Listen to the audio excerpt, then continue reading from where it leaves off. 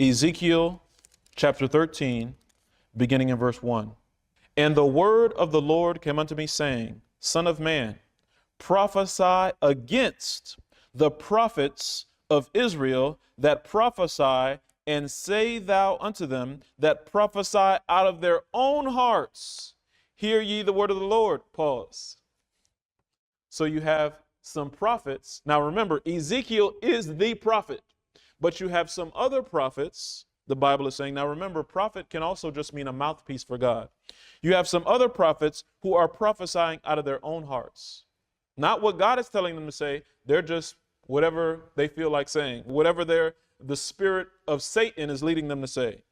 Verse 3, Thus saith the Lord God, Woe unto the foolish prophets that follow their own spirit and have seen nothing. They've seen what? They've seen nothing.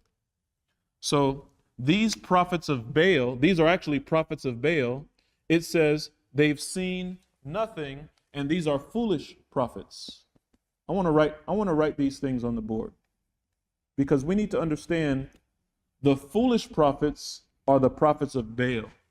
The foolish prophets are also the foolish virgins. That's why God is using that terminology, so you can identify who are these foolish virgins. God is going to describe it in such a vivid way in this chapter. Now, it says they've seen nothing. If they've seen nothing, that means they have no dreams. They're prophesying out of their own heart. They've seen nothing. They've had no vision. They've had no dream. So you have to consider what ministers right now that are preaching that have had no dream. You have to ask yourself that question. They've had no dream. They've shared no dreams. That's the foolish prophets. The foolish prophets are those that have had no dreams.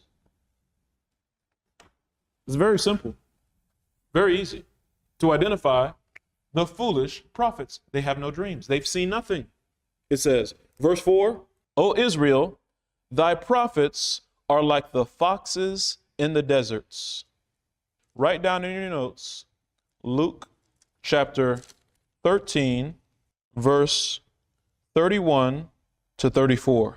Jesus says, Go tell that fox, behold, I cast out devils and I do cures today, tomorrow, because the Pharisees had just lied to him. The Pharisees came with a lie to Jesus to try to trip him up. And then he responds, but he says, go tell that fox. What's the prominent feature when you look at a fox? What's the prominent feature of that animal when you look at it? The tail, that bushy tail. And when you consider the bushy tail, in the Bible, a tail represents lies. Isaiah 9:15 says, the ancient and honorable is the head, the prophet that teacheth lies, he is the tail.